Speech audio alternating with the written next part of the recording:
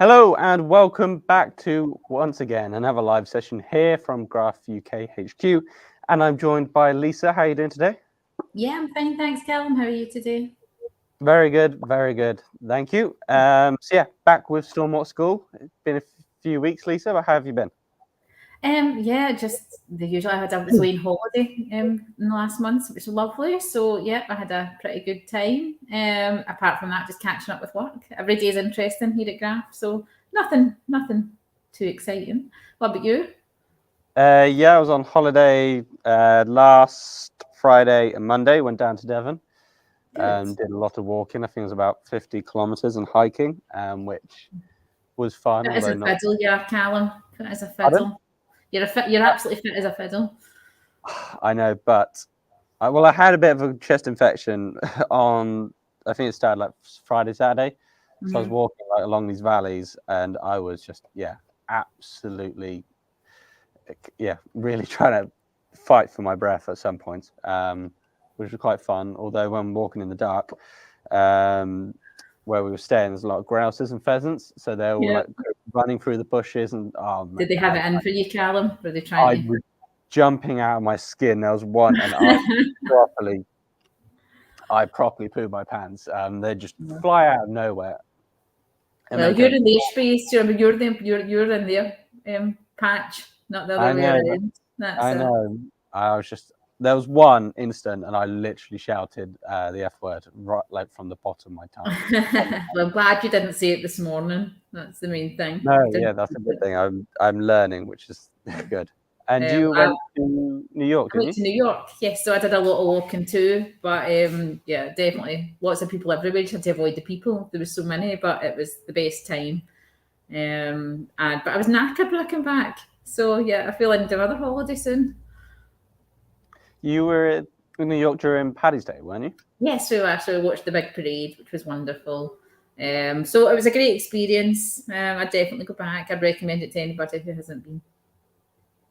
I imagine like being in New York on Paddy's Day is quite interesting because they have quite strong Irish immigration into Yeah, I America. mean, they do this huge parade down Fifth Avenue, every year, which is kind of one of the reasons that we picked that date to go. 'Cause Mm. it's something they only do once a year. And there was just people everywhere, so much green. People really take it seriously. They're dressed like head to toe and like, shamrock suits and big wigs and, really fun. So it was a great atmosphere. But the rest of the time we did the usual tourist things, went to Statue of Liberty, Empire State Building, because that was also only one day. We were there for 6 days. So it was good. Yes. Very good. Good to hear. We'll get into today's main discussion point of today's Stormwater School. And we covered this briefly in the news section, I think a few weeks ago now. But at the start of the year, there was a review into making SuDS mandatory in England. I think it's different legislation for Wales and Scotland. Yeah. But we touched on it briefly and discussed it. But I think it's worth more of a talking point as it could make big changes in the industry. But Lisa, I'll put it to you. What will making SuDS mandatory in England mean for the construction industry? Well, I'm going to just start kind of by expressing first the differences in the nations of the UK, like the three three main nations. That in Northern Ireland does have a slightly different completely different set of bodies and everything. But in Scotland, SuDS are a legal requirement for new development, except for single dwellings. Small single dwellings and things like that. So there is a framework there, but it just says you have to incorporate it into your development. Wales, it's also mandatory, but again, it goes slightly further again, where you have to have your SuDS plan approved by the national, approving body. And before construction can begin, it has to be in before construction can begin. And it must meet the specific Wales national standards. England is the only one where it's kind of recommended. The guidance states that it's not mandatory, for planning applications, but they highly recommend it for large developments, unless it's inappropriate to do so. So again, that is a bit woolly, essentially, is what is inappropriate. That will vary per, council area potentially. That could vary per developer, per, you know, whether you could put cases for when something's appropriate, when it isn't. Is that cost? Is it space? Is it, you know, it's a bit of a grey area. So, I mean, obviously England being the largest nation of the UK, to get back to the question, if it was to become mandatory, it would mean that every new site, essentially, like that, it would have to have, you know, a SuDS system designed and in place, and it would have to be considered at the early stage of development. SuDS works best when it's, you know, considered early and designed in early. You know, it would have to be better prepared. Contractors would have to be better prepared. Sites would have to be better prepared. You know, everything would have to go in as per the planning application without deviation. You know, it would also be have a fantastic effect on, you know, the water quality, quantity, etc. going forward. Like every site would need to consider the runoff. But you know, it could potentially, it's one of those, until it happens, we don't know, but it could cause delays potentially in sites starting. You know, would the planning bodies have enough geared up to when all these extra applications coming in? You know, could some sites not be approved? Who knows? Potentially. That's the kind of downside, but really the upside is massive if we were to put SuDS in every development. We just said as we've talked about the 4 elements of SuDS before, the water quality element, which is, you know, environmentally conscious people, water quality should be in everybody's mind. Water quantity to reduce flood risk, you know, for pre-existing developments where, you know, and, you know, people living in pre-existing development before SuDS was a thing, you know, putting in a new development and should not increase the risk of flood to other people already living in the area. You know, and the amenity and biodiversity, which, you know, just makes the spaces better for the people in the environment. So, you know, it's one of the impact, well, again, like everything with the impact it will have in the construction industry, it will depend on the amount of planning and forework done by the governing bodies before they make the regulation, if they choose to do so. Actually, it's only under review at the minute, but the environmental uptick could be massive, you know, going forward. Yeah, because I guess what it would mean is most kind of projects now usually look at probably maybe the quantity side in England. Obviously, in Scotland and Wales, it's all mandatory anyway, so there's not much difference there. But especially in England, from the sounds of it, it's just the runoff that's thought about, not kind of the quality, biodiversity, amenity. It's more, right, we just need to deal with the runoff to make sure there's no flooding, but they don't think about the other aspects to SuDS. Very true. I mean, and I must say that, you know, as much as, you know, as I said, it's a bit of a woolly legislation, majority of sites and developers in these days are thinking about a SuDS system, you know. They are already considering it. Whether it becomes tougher, as I said, to get them approved if the regulation changes might be the consideration, but you know, most systems, most large developments certainly are considering SuDS at the moment, as you say. Already. So, you know, it's, you know, I don't want anyone to think watching this that the water quality in England, everything is off the charts bad. It's not, do you know, I don't know that for a fact, I don't know the test, but, you know, the majority of the time it has been considered anyway, just as good practice. Yeah. But the fact that just been every development, even, you know, smaller developers, single dwellings, etc., you know, would need to consider potentially a SuDS system. And as you said, the quality, they're considering the quality, the amenity, the biodiversity. You know, just it's all about the future. It's protecting these spaces for the future, protecting them for, you know, the people. Well, you make a really good point in the single dwellings, because I've not really thought about it. And I guess with most of those, people just think, oh, we'll just chuck a soakaway in the ground and it'll be fine.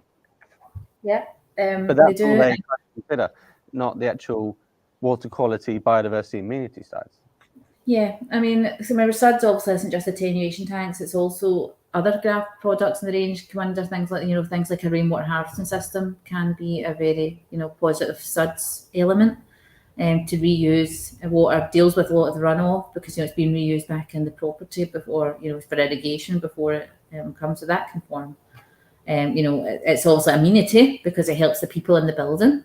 It, you know, ticks that box, and it also helps with the water quantity. And obviously it's been filtered as well before it's been reused back in the home. Obviously what is continuing to run off down the system. There would have to be potentially further SuDS. Usually there's a silt trap and things like that further down past an attenuation tank. So I mean, it's single dwellings. Certainly be smaller. We have put in. We've sold attenuation systems that literally 9-10 crates, things like that. They can be small, but it's every site does need to consider it. Yes. No, I think that's very interesting, and it's obviously a large talking point in the government now, because we're seeing more changes in legislation for kind of the water quality side, not so much quantity. But it's just interesting to see the way things are developing, because it's not only like stormwater in terms of SuDS and creating these spaces that predict water quality from kind of construction sites, but also it's seeing what's happening on the rainwater wastewater side, because there's changes in legislation that side, and it's being more of a thought of subject. I think mainly because there's a lot of water bodies and water companies now are being, I know there's some change legislation to make larger fines for these water companies pumping kind of sewage into a waterways. So it is being thought about more. It is. And there's a lot of other legislation being discussed, or potential recommendations which are not law yet, but certainly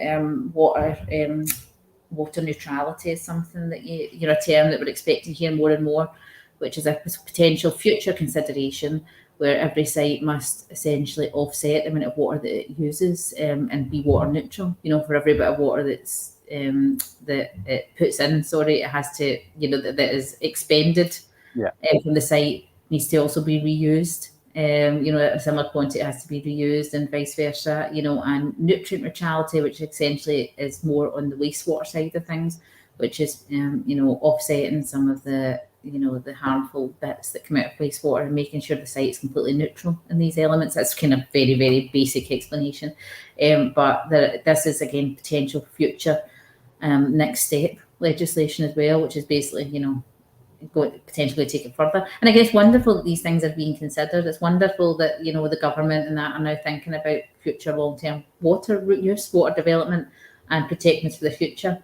But for the construction industry, as we said, kind of had back the main impact it's going to have on the guys as planning stage, engineers, developers, are just going to have to put a lot more forethought into how they meet these standards. At the moment, I mean, also right now, I said they're doing everyone's doing the very best to meet the best standards, but there is get out clauses essentially. There's ways around.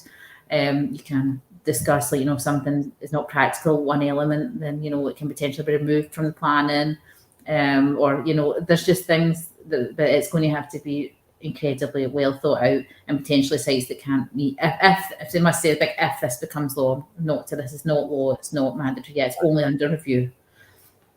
It's going to potentially have an impact on more on the planning stage, the planning stage, and how long the potential takes to get planning, design costs, and whether some sites won't be able to meet the requirements. But that I'd like to think though that it's well worth doing, and I must reiterate, it's not a negative. In Graf's opinion, this is not a negative thing, even though it could have implications for the construction industry. The positive impacts for the earth, the planet, and for the people make this a worthy exercise in our minds. So we are very hopeful that this will become legislation going forward. I think you ended that point incredibly well. It's not all about the commercial side, but it's all about what is the best thing to do. So that is our main topic point of today's session, talking about the kind of review into SuDS and if making it mandatory, what effect it could have on the construction industry. So thank you, Lisa, for your incredibly insight. So next, we're not doing in the news section. I know, don't be too disappointed. But so what we will be discussing is bringing back the project recap. This is something we used to talk about a lot with, especially Stormwater, because we had so many projects going on, and we thought because there was a few not so much in the news stories, so we thought we would discuss some topics today, talking about some recent projects that we've installed. Yeah, we have had some really fantastic recent projects, so it's definitely good. Good for me. I love talking about the work that we've done. Very proud of it. So this tank is Grafton Way, Ipswich, I believe. So Grafton Way is a new development essentially in Ipswich. It's going to be a mixed use development, new residential properties, mainly residential properties, but also with new, shops, restaurants, and amenity spaces, public open spaces, and things like that. So this is tank 1 of 5. The attenuation systems on this are designed as 5 separate tanks, which will go in at various stages of the development process, just as the development continues. So the first one is the 73 meters cubed. As I said, all 5 tanks in total is actually quite a really large project, come under just under 900 meters cubed.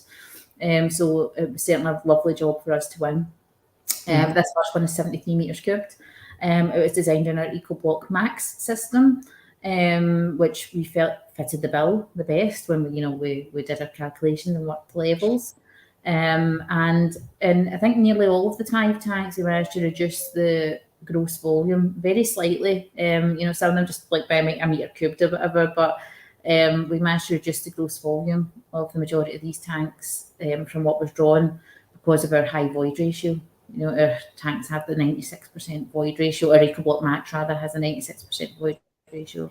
So we were able to design essentially a smaller tank to hold the same water volume than what was on the drawings. So a good cost saving for the customer too.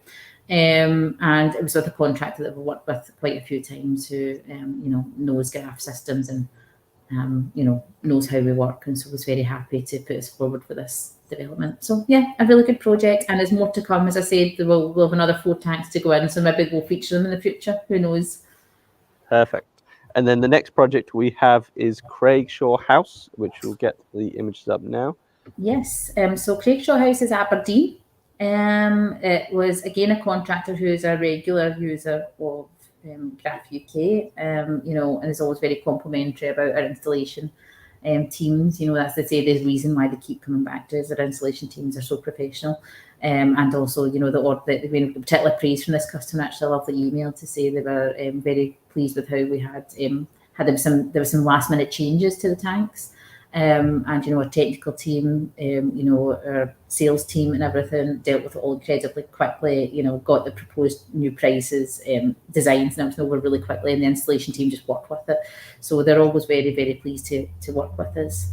It was a redevelopment of an existing site to add in a couple of new fast food restaurants and some parking.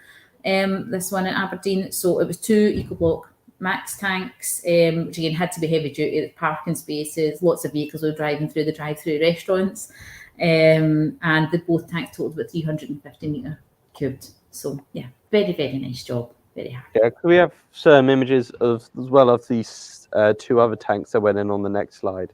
And I must say, obviously the contractor was very complimentary of us, but I think we also need to be very complimentary of the contractor, because that's is a really nice excavation. That's a great excavation. Again, in this particular company, as they work with us very regularly, we're both, they know exactly what we need. So yeah, that's a really, really good point, Callum. One of our favourite contractors to work with, because everything's always exactly as we want it to be. Again, that just comes from experience. We've worked together so many times now. That we're just on the same wavelength when it comes to attenuation tanks and excavations. So yeah. You said at the start of this live session now you might need another holiday because you feel tired, and I'm just thinking to myself, maybe I need another holiday, because I am then looking at excavations and thinking, you know what, that's a really good excavation. It's really good, doesn't it? Look at those perfectly graded sides. Working room, you can see there's clear 500 mil working room right around the tank, exactly what we need. And it's angled back nicely for obviously health and safety reasons. I mean, when you get base, really, really flat, you can see sometimes if the bases aren't quite as flat as we can see, it can just make it more difficult. But you can see just how smooth that is. A fabulous excavation, Callum. Very well pointed out. I mean, when you get to the point in your life where you're admiring different excavations, like some things you may have, maybe you've gone wrong down a path. Anyway, then the last one we have in the next slide over is Wick Business Park. Yes, so this one is, I don't know if the viewers will know where Wick is, but Wick is basically the most northern point of the UK. It's like the last town in the country. It's up by John O'Groats, which shows that our guys will really go anywhere to put in the best excavation tank, the best attenuation tanks on the market. They will go, as north as far as they need them to go. So this is a beautiful spot in the Highlands, which you can probably see a beautiful day. And it's an existing business park, but just constantly growing, and they needed some additional business units to support new and upcoming businesses in the Highlands. So they needed, obviously, I think they were building another 7 or 8 new units. I can't remember exactly. So the tank is 142 metres cubed to cope with the runoff from the development of those new units. And again, EcoBlock Max, because at this moment we don't know what kind of businesses will go into this business park, so we had to account for heavy duty future loadings. So EcoBlock Max was the best product for this one. And yeah, just very interesting job, and interesting for the installers too, I think, because they don't go. None of us go that far north that often. So No, I was when I was researching it, I remember seeing, I was like, I searched Wick, and then it said, it said that part of a county. I was like, I had to research this. I've never heard of that county before, but then I realised it is Highland Scotland, literally the tip of North Scotland. Yeah, it is. That's it. I think to go further north, you need to go to Orkney or Shetland. For the UK, that's it. It's as high as it goes. But a beautiful place. Very nice place, and it's also just fantastic as well. There's so many, people think these are probably rural areas and not much there. That's just can't be further from the truth. There's businesses, there's startups, there's innovation happening. Even as far north as that, in every corner of the country, which needs to be supported and developed. So we're here to help that where we can. Good. So that is it for the project recap. Some amazing project that we worked on in the past few weeks. So now it's time to answer any and all FAQs that any questions that have come in during today's live stream. And I think we've had some come in anyway that we wanted to put to Lisa. So the first question we had is, can stormwater attenuation systems be retrofitted to existing buildings?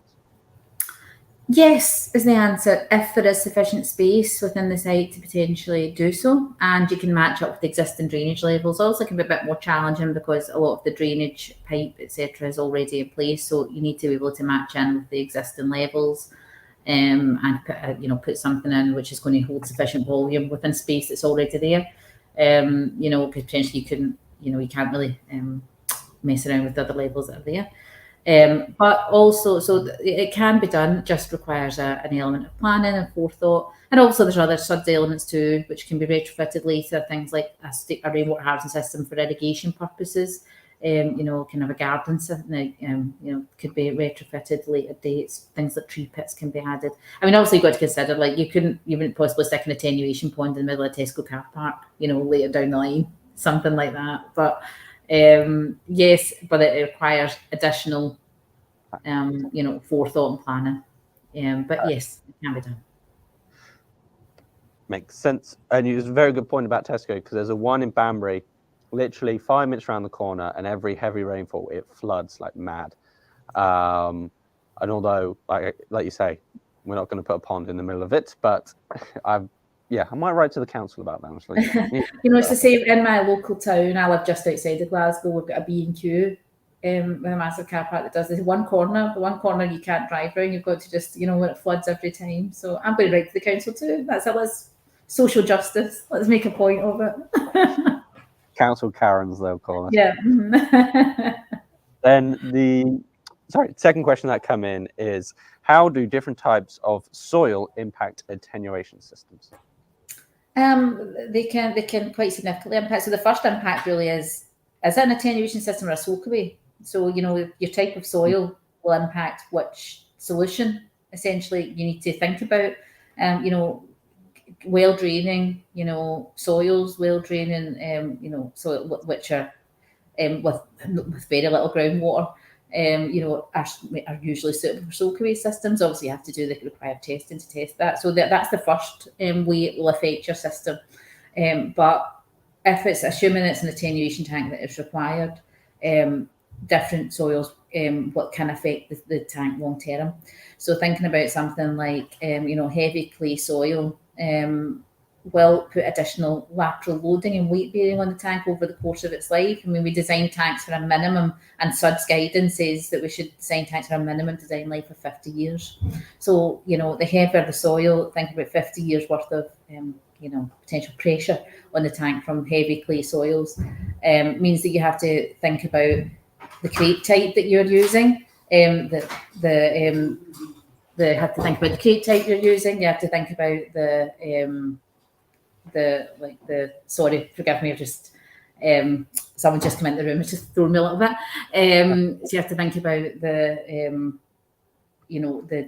depth of the tanks, the amount of loading for the cover and everything on top of it, that kind of thing. So it will potentially can have an impact for the long-term life of the crate.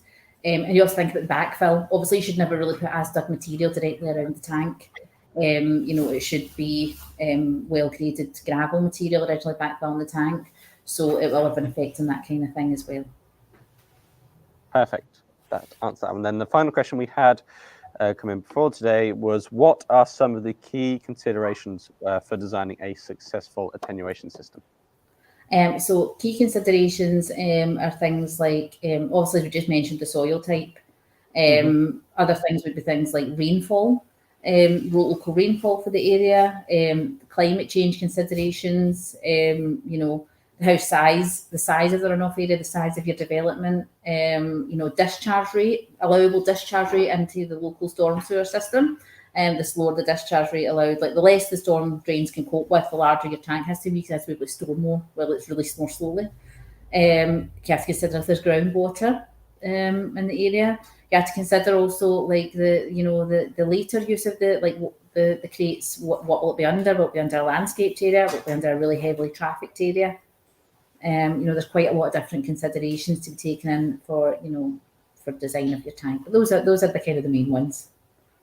Perfect. That answers that one. And I think they're all the questions that we had come in beforehand. And I don't think we've had any more come in during today's live session.